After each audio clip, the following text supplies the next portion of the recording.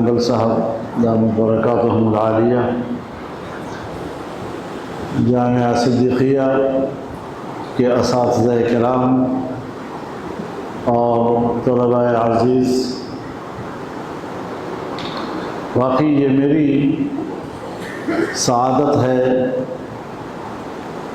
کہ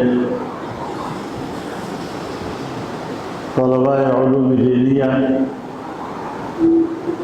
کے اجتماع میں موجود ہوں اور آپ کی زیارت سے شرف یاب ہو رہا ہوں۔ یہ مدرسے انتظام کے لحاظ سے تو تقسیم ہے، کسی جامعے کی ذمہ داری، ان کا نظام کسی کے حوالے، کسی کا کسی کے حوالے،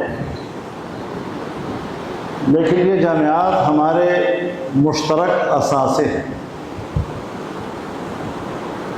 اور جب مدارس کے ماحول میں ہم آتے ہیں تو یہ اپنا ماحول محسوس ہوتا ہے۔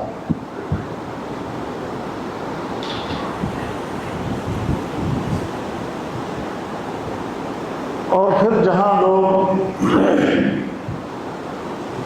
اللہ کے گھر میں بیٹھے ہوں، اللہ کی کتاب کو پڑھتے ہوں اور پڑھاتے ہوں، سمجھتے ہوں، سمجھاتے ہوں، ایسے لوگوں کے بارے میں جناب رسول اللہ صلی اللہ علیہ وسلم کا ارشاد ہے، مجتمع قوم فی بیت من بیوت اللہ یتلون فیہ کتاب اللہ وَيَتَدَارَسُونَهُ بَيْنَهُمْ إِلَّا نَزَلَتْ عَلَيْهِمُ السَّكِينَةُ۔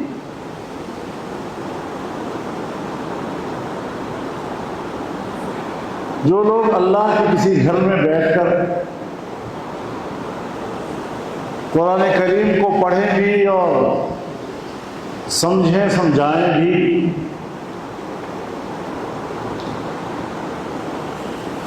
ایسی مجلس پر اللہ تعالیٰ کچھ نقد انعامات نازل فرماتے ہیں۔ پہلا انعام تو یہ ہے کہ ان پر سکینہ نازل کرتے ہیں۔ سکینہ، سکون، تسکین، اطمینان، طمانینت، یہ ضد ہے اضطراب، پراگندگی اور پریشانی۔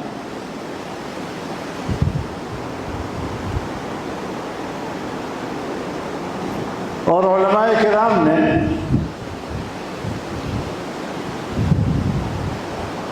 سکینہ کی تعبیر کچھ اس طرح کی ہے کہ یہ قلب کی اس کیفیت کا نام ہے جس وقت اس پر انوار نازل ہو رہے ہوتے ہیں۔ تو پہلا انعام تو یہ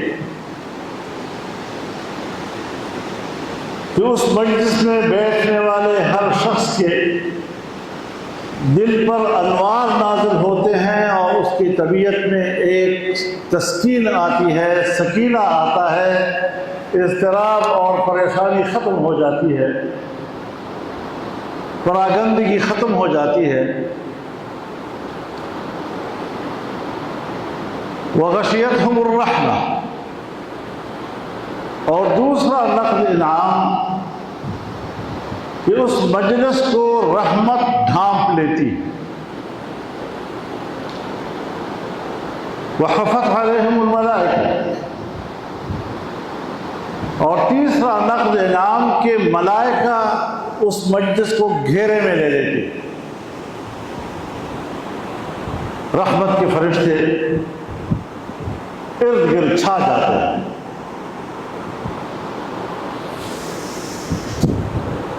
وَذَكَرَهُمُ اللَّهُ فِي مَنْ عِنْدَهُ۔ اور چوتھی نقد نعمت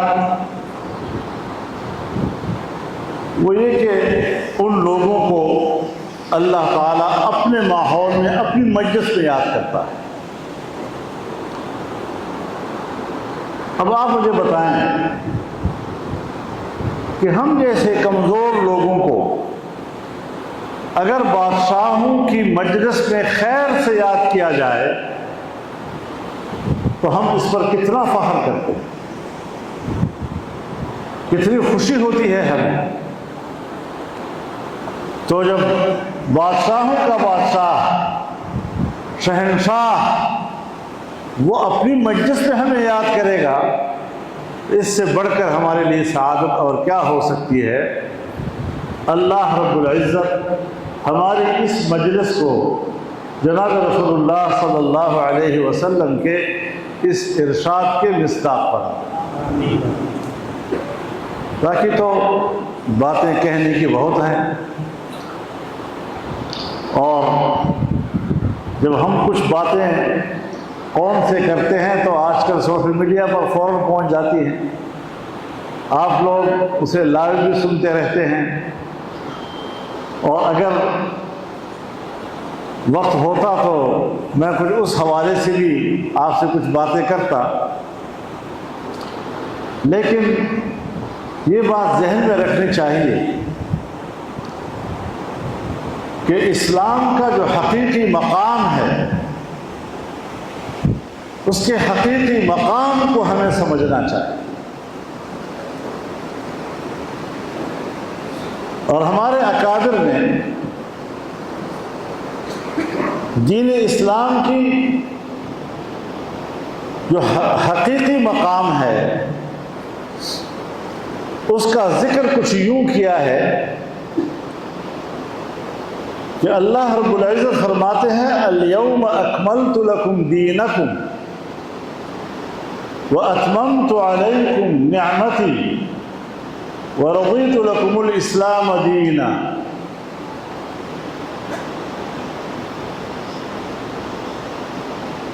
میں نے تمہارے لیے تمہارا دین مکمل کر دیا ہے۔ تو پہلی چیز ہے اکمال دین۔ ہمارے حضرات فرماتے ہیں کہ اکمال دین کے معنی یعنی دین مکمل ہے بے اعتبار تعلیمات و احکامات کے۔ وَأَتْمَمْتُ عَلَيْكُمْ نِعْمَتِي، اور میں نے اپنی نعمت تم پر تمام کر دی ہے۔ تو اتمام نعمت یہ اس کامل اور مکمل دین جو تعلیمات و احکامات کے حوالے سے مکمل ہے اور کسی نئے دین کی ہمیں کوئی ضرورت نہیں، اس دین کا جو کامل فرد ہے خارج میں وہ اس کا اقتدار ہے، اس کی حاکمیت ہے۔ تو جب تک اللہ کے دین کی حاکمیت نہیں ہے ہم اس کو اتمام نعمت سے کیسے تعبیر کریں گے؟ ہاں، یہ بھی نعمت ہے کہ میرے گھر میں اللہ کا ذکر ہے، یہ بھی نعمت ہے کہ میرے گھر میں قرآن ہے، یہ بھی نعمت ہے کہ میرے گھر میں لوگ قرآن کی تلاوت کرتے ہیں، ہمیں اللہ نے 5 وقت کی نماز نصیب کی ہے، ہمیں دین کے احکامات پر عمل کی توفیق عطا فرمائی ہے، لیکن یہ افراد ہیں، اور کامل اور مکمل فرد دین اسلام کا جو کامل اور مکمل ہے وہ اس کا اقتدار و حاکمیت ہے۔ تو اس کام کے لیے فرشتے اوپر سے آئیں گے یا اس کی ذمہ داری بھی ہمارے پاس ہے؟ تو وہی دین جو اللہ نے بھیجا ہے اسی کے لیے تو ہمیں خلیفہ بنایا کہ اب اس کی حاکمیت ہونی چاہیے، شریعت کے مطابق ہمارے نظام چلنا چاہیے۔ وَرَضِيتُ لَكُمُ الْإِسْلَامَ دِينًا، اور میں نے اسلام کو بطور نظام حیات کے پسند کر دیا۔ یہ پچھلے دو تعبیرات کی آخری شرائط پر دلیل. تو اس اعتبار سے ہمارے اکابر نے جس طرح دین اسلام کی تشریح کی ہے اس سے بہتر تشریح کوئی اور نہیں کر سکتا. میرے والد صاحب رحمہ اللہ حدیث کے بہت بڑے استاد تھے،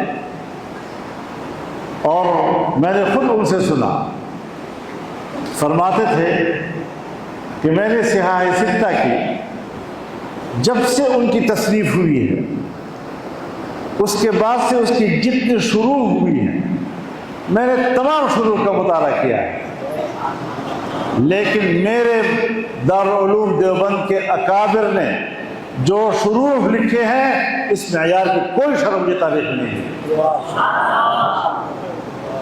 اب یہ بات معمولی بات نہیں ہے، ایک ذمہ دار آدمی کہہ رہا ہے. بذل المجہود کی جو یہ چھپی ہے ملتان سے، تو اس پر جو تقریر لکھی ہے اس میں بذل المجہود کے حوالے سے یہ بات لکھی ہے، اور قاسم العلوم کے جلسہ عام میں کچھ مسئلہ تھا جس پر تمام کتابوں کے انہوں نے وہاں جمع کیے اور اسے انہوں نے حوالے دیے، تو وہاں انہوں نے یہ ارشاد فرمایا تمام کتابوں کے بارے میں. تو اپنے اکابر پر اتنا بڑا اعتماد، اور پھر حضرت شیخ الحدیث، جب شیخ الحدیث کا نام لیا جاتا ہے بر صغیر میں تو حضرت شیخ زکریا ہی مراد ہوتے ہیں. تو وہ فرماتے ہیں کہ میرے اکابر کی تشریحات کو سامنے رکھتے ہوئے لوگوں کو حدیث پڑھایا کرو. تو پھر ظاہر ہے کہ میرے اکابر کے مطابق کوئی چلے گا تو ہماری طرف سے بھی اجازت ہوگی اور نہیں ہوگی. یہ جو روز روز نئے نئے فتنے پیدا ہو جاتے ہیں اور روز روز نئی تشریحات شروع ہو جاتی ہیں، اور ایسی ایسی تشریحات، ایسی ایسی تعبیرات کہ جو مغرب کے لیے قابل قبول ہوں، مسلمانوں کی فکر نہیں ہوگی کیونکہ ایمان جا رہا ہے. تو ہم نے مغرب کو راضی کرنے کے لیے قرآن و حدیث نہیں پڑھا، جو اللہ کو مقصود ہے اور جس طرح ہمارے اکابر نے اس کو سمجھا ہے، اس کے لیے محنت کی ہے، وہی ہمارے لیے حجت ہے. ہر روز کوئی نہ کوئی ایک مولوی تو نہیں ہوتا، مولوی نما پیدا ہو جاتے ہیں. جدید اصطلاح میں اس عالم دین کو اسکالر کہا جاتا ہے. ویسے اسکالر پیدا ہو جاتے ہیں جو ان الفاظ سے ہم پر روب ڈالتے ہیں کہ شاید کوئی جدید تحقیق کی بہت بڑی اس کے پاس بتا ہے، حالانکہ وہ صرف شریعت کو ضائع کرنے کے ایک مہم پر کام کرتے ہیں، اور اس طرح کی شریعت کہ جو مغرب کے لیے قابل ہے. تو یہ بالکل آپ دیکھیں جناب رسول اللہ صلی اللہ علیہ وسلم نے امت کو خبردار کیا اور فرمایا لَتَتَّبِعُنَّ سُنَنَ مَنْ قَبْلَكُمْ شِبْرًا بِشِبْرٍ وَذِرَاعًا بِذِرَاعٍ حَتَّى لَوْ دَخَلُوا جُحْرَ ضَبٍّ تَبِعْتُمُوهُ حَتَّى لَوْ سَلَكُوا جُحْرَ ضَبٍّ سَلَكْتُمُوهُ قالوا یا رسول اللہ اليہود والنصارى قال فمن. ایک زمانہ آئے گا جب تم بالش اور قدم قدم پچھلی قوموں کی اس طرح پیروی کرو گے کہ اگر وہ گوہ کی غار میں گھسنے لگے تو تم وہاں بھی ان کے پیچھے جانے کی کوشش کرو. تو صحابہ کرام نے عرض کیا یا رسول اللہ یہود و نصارہ کے؟ آپ نے فرمایا کون ہو سکتے ہیں؟